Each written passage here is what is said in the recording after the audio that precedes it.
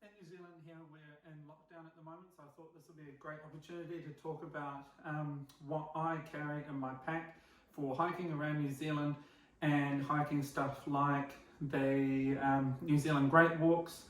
I haven't done all of the Great Walks, but I've certainly done, I think, all of them in the North Island and quite a few in the South Island.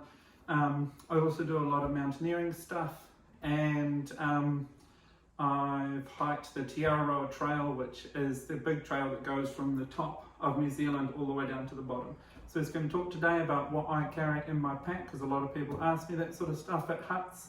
And yeah, let's just get to it. So first of all is my clothes that I wear.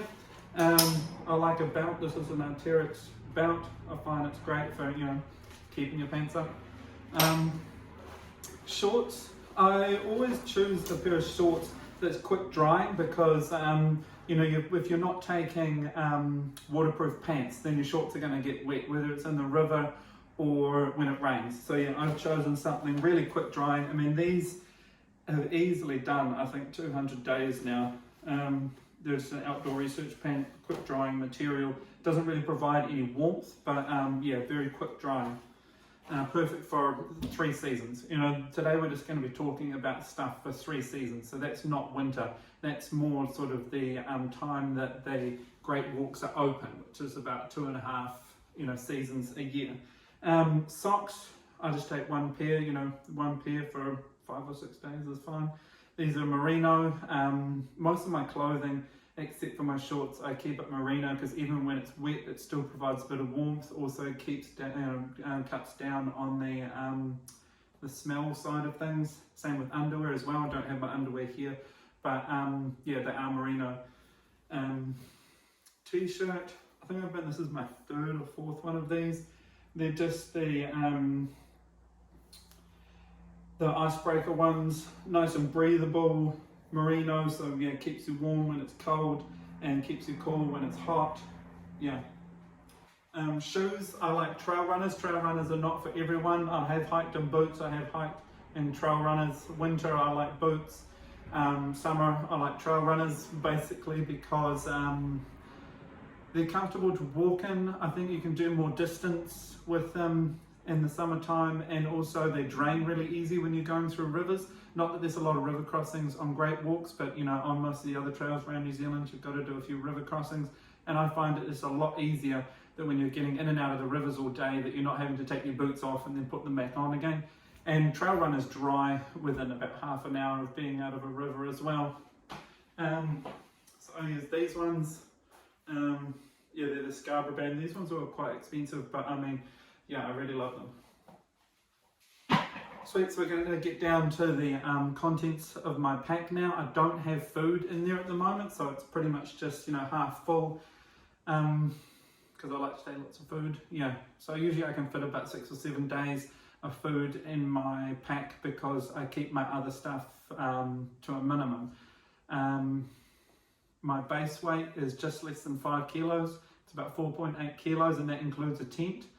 Me and my partner hike with a NX Hubba Hubba 2-person tent, which we just use the fly and the ground sheet. She carries the ground sheet and the poles, and I carry the fly and the tent pegs. So yeah, this is the ground sheet that my partner carries and the poles. So that's not part of my kit, that's part of hers. And this is my pack. So it is an Osprey 33 litre Talent pack. And yeah, we're just going to unpack it. So water bottle, usually just take one. It's all you really need. Like most of the time in New Zealand, you're within 10 k's of a water source at the huts, rivers, I've got my bed here, or mattress rather, which is just a cut down Z-Rest. I've literally spent about 250, 300 nights on this Z-Rest and it's still going strong. Highly recommend these. Great insulator in cold environments like the snow. They're just great insulator from the ground when you're sleeping on the ground, and also it doubles as a great seat when you want to stop at lunch. But this thing cost me $110 and it's still going strong after 200 or 300 nights. On the outside here, we've got my shell. A shell is absolutely intrinsic to outdoor adventures in New Zealand. You know, you don't really want to leave home without your shell. I've just got a Marmot one, which is, I think this is the Essence model. Really super light, super basic. Doesn't have pit zips, but does have vents there. One pocket up here, breast pocket. Has to have a hood, of course. But yeah, really windproof, really waterproof, super light. I think this one's about 200 and so grams, or actually less than that. But yeah, super lightweight, super purposeful, great summer and winter piece of hiking equipment. But yeah, definitely intrinsic to the operation. In the top here, we've got what I like to call my weather pack, or if the weather changes pouch. So yeah, I've got my beanie, got my sun hat, got a light pair of gloves, and I've also got a chamois. So a chamois is something that you'll wash a car with. It's just like super absorbent, and this is great for drying yourself. I mean, you can have a shower with this and you could dry 10 people, believe it or not. You just keep wringing it out and it just keeps going. Like I used one of these all the way down the Te Aroha Trail. Instead of carrying a towel, this was great. Also amazing for sweat, you know, you've got a hot day, hiking up a steep hill. It's great to keep that sweat off you. But yeah, you can just find that at the warehouse or an automotive store. Yeah, it's called a chamois. And the lid of my pack, got toilet paper, got tent pegs, got little battery pack here. I've had a few of these. The Global Zero brand's probably been my favourite. I think I've been through about 3 of the bigger ones, and this is my first or second smaller one. This will charge your phone for about 1.5 times. You know, so as long as you keep your phone on flight mode, it's perfect for, you know, multi-day trip, like 3-4 days, even longer if you've got a good quality phone. I mean, if all you're doing is taking pictures, then your phone doesn't actually use up that much battery power if you keep it on flight mode. ePerb or inReach, this is my inReach, so this is a satellite texting device as well as an emergency locator beacon. I take this even when I'm just hiking out in the local bush trails near my house, because you never know when you might run into trouble and you can't use it if it's at home. There's no point being out in the wilderness and being like, oh yeah, you know, I've got an ePerb but it's at home. So yeah, I always take this with me no matter where I'm going. Torch, I've had this one for a while, it's just a Black Diamond Storm. Great little torch, also carries spare batteries for it as well, just in case, because a lot of the alpine stuff that we do, we're starting at 1 or 2 in the morning. You want to make sure you don't run out of battery power before sun rises. Yeah, this is a great little torch, love it. Great for navigating at the dark. If you want to do, moonlight trips, perfect torch. Sweet, so we're getting down to the body of the pack now. Bowl, great little plastic bowl. So this is my main jacket that keeps me warm. This is just a merino one. This is again icebreaker. This is literally done 250, 300 nights, and it's still going strong. No tears, nothing in it. And this is a great little fleece to keep you warm, as well as your shell. So put this on, put your shell on over the top of this when you get cold, and it'll just trap all that heat, keeping you warm. Mid layer, so this will just go over the top or in between these two. Again, just trapping that heat and keeping you warm when it's cold. And that's all the clothes that I take. For a 5, 6 or 7, 8 day trip, that's all the clothes that you need in summertime, spring, late autumn. You don't actually need heaps and heaps of clothes because you're not having a shower in between. There's no point taking fresh clothes. You're still going to smell. But yeah, I mean, the Te Aroha Trail, I did the whole South Island with 1 pair of underwear and 1 pair of socks, 1 t-shirt, 1 mid-layer, it was actually this mid-layer, and this fleece. Yeah, and it was fine. Like, I didn't die, Yes, I smelled, but I mean, you're getting in and out of the rivers all day long, so you don't even notice it after a while. I'm sure the people in town notice it though. Pillow, I love my pillow, I can't sleep without a pillow. This is a great little one by Cedar Summit. It's actually got a little bit of downfill in it, I think. Yeah, but I literally can't survive without a pillow, so this is a must for me. It's my cooker. So this is just a little minimalist one. Most of the food, most of the dinners that me and my partner have are just dehydrated stuff. So all I really need is something to boil water for dinner and coffee for breakfast, and sometimes in the afternoon when you're running out of energy. So yeah, this is just a little, what they call a pocket rocket, tiny little stove. And then you've got the pot gripper, and then yeah, the gas fits right in there. Perfect size for a minimalist hike. I mean, this is all you really need. You know, there are people who take the big pots and stoves and stuff, but it's just more weight that you're having to carry. Especially even some of the great walks during the on season have gas at the huts. So all you need to do is just, you know, take a pot and your food, and you can use the gas at the hut. You don't even need, you know, a cooker. But if you want your own cooker, you know, you can't go past the MSR Pocket Rocket for minimalism. Toiletries. My toiletries bag is pretty basic.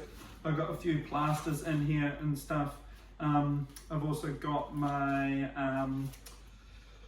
lighter for the stove, just in case the stove one craps out. Another good piece of backup gear there to have. Also plasters for blisters, but beyond that you don't really need much of a medical kit, because I mean, you're not going to be sewing your arm back on or something. If you run into trouble out there, then it's the EPIRB. You know, you don't really need much more than that, in my opinion. Spoon, toothpaste, toothbrush, also water filter. I hardly ever use a water filter, but I always carry this one because it's super light. It's the Sawyer. It's great for drinking out of puddles if you have to drink out of a puddle, or if you're worried about the water at the hut. Yeah. But I mean, I hardly ever use it, but it's a great thing to have. And also, this was a gift from someone that I met on the TA who brought it over from the States. It's a tiny wee little nozzle that fits onto just a normal Coke bottle that you can use to actually back flush this to clean it in the field, which is just, yeah, amazing. But apparently you can't get them in New Zealand. Another one thing I have in here are my backup batteries as well for the torch. Is a little bit of the Voltaren stuff for sore muscles at the end of the day. My knees get quite sore after hiking so much. Yeah, it's another little good thing. But I mean, apart from that, like, I don't actually have a lot more medical stuff in the field, because I mean, if I run into trouble, if I injure myself that badly, like, it's just going to be call the helicopter.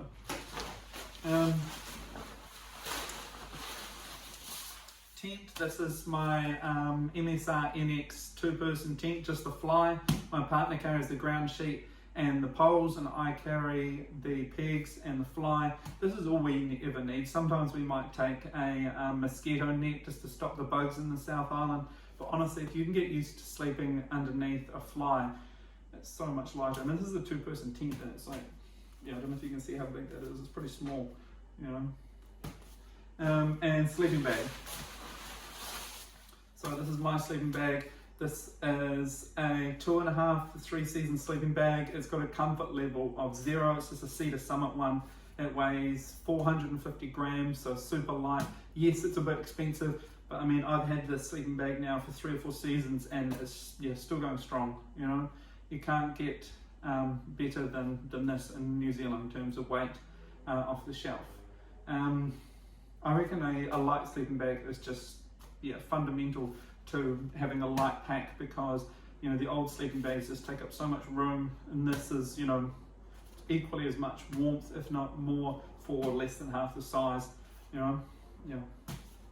And pack liner, always take a pack liner. This is just a dry sack from Cedar Summit. It's a 35 litre dry sack. If you fall into a river or get rained on or something, your sleeping bag and all your clothes are going to get wet. So yeah, pack liner or just a dry sack. This is an ultralight silk one that, yeah, I'm pretty sure this is less than 100 grams. I can't remember how much it is, but I mean, yeah, super light, super durable. So also you could use this in an emergency, you know, because it is waterproof. Also, if you're crossing a very, very deep river, you know, you can always just turn it into a flotation device. Really handy piece of gear. Yeah. What's left? Just the pack. So yeah, this is an Osprey pack. I think I mentioned that at the start. Really like Osprey packs. I did the TA with one Osprey pack and it's still going strong. I mean, that did 120 days and it still looks no worse for wear. They're very functional. Got the little thing here to mount your pole. Yes, I do use a pole. I don't actually have it here, but yeah, definitely use a pole. Great for river crossings. But yeah, I mean, this is all you really need for 5, 6, 7 days in the hills in New Zealand on a summer trip. Just a 33 litre pack. There's no point carrying around those 60, 70 litre packs with all, the kitchen sink in it. You're just carrying dead weight. I get away with this all, 3 seasons a year, no problem. All right, any questions, comments? Leave them in the comments below. Yeah, thank you for watching.